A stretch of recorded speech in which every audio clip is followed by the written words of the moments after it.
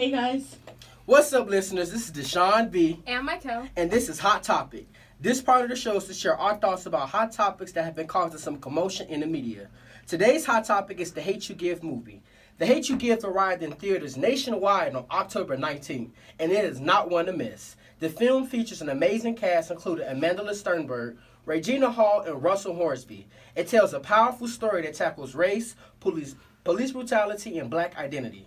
The novel, which has actually been banned in several school districts, centers on the story of 16-year-old Star Carter as she deals with the aftermath of witnessing her friend's death at the hand of police. For anyone who is still thinking about going to see The Hate U Give, you might want to turn off the radio for just a minute because there are going to be a few spoilers about the movie. So, Michael, what did you think of the movie? I thought it was amazing. 10 out of 10 for sure.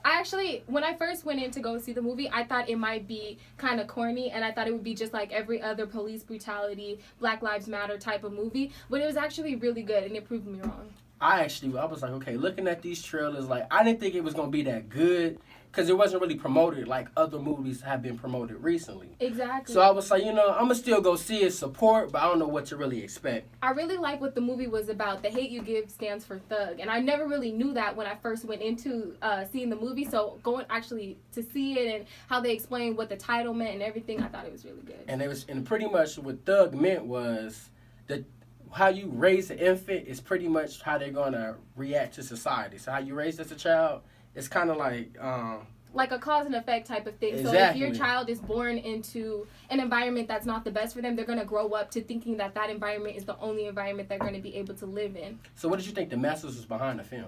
I think there was a lot of different messages throughout the film. I think the most powerful part was when the main character Star was talking to her uncle in the kitchen, and her uncle is a police officer, and he was telling her that police officers always have like this instinct to shoot somebody if they feel that their life is being threatened. And she asked her uncle the question of if there was a white man next to her Mercedes-Benz and the uncle, who is black, thinks that he saw the white man with a gun, would he shoot the white man? And the uncle replied, no, he would not shoot the white man. But if it was a black man in the same situation, he would have fired his gun.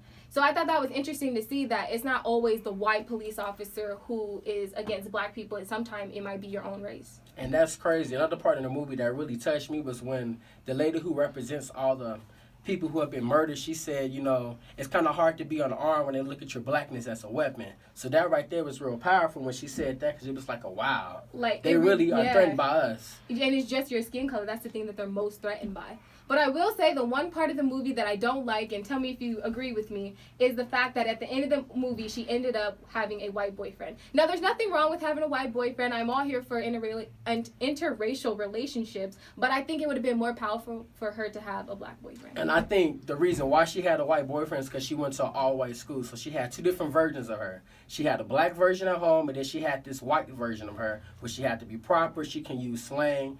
And when she was at school, she couldn't really be herself. When they cracked black jokes, she couldn't really reply to them. Right. Because she didn't want to be labeled as the ghetto black girl at school, which a lot of us can relate to that if you go to an all-white school or a predominantly white school and you have to feel like you're outcasted, or you have to kind of change the way who you are to fit in with other people. I still think that it would have been better for her to have a black boyfriend. I do too. That's just me. And the daddy was like, you do know he white. Right. And they was like, he was like, his name is Chris, but he's white. And he just kept emphasizing that. The fact that he was white and not and then black. Another powerful point in the movie, he was like, I guess I didn't do my job as a black man. She was like, no, you didn't. You showed me what a real man should be like. To be, regardless and he was like, color. Okay, you got me. I was like, yeah, she got you with that one. Now, what would you rate this film?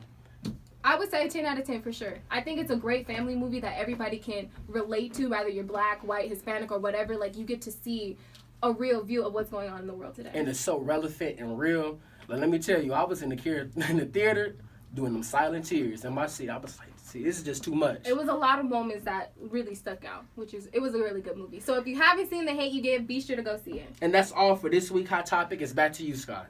Thanks, guys.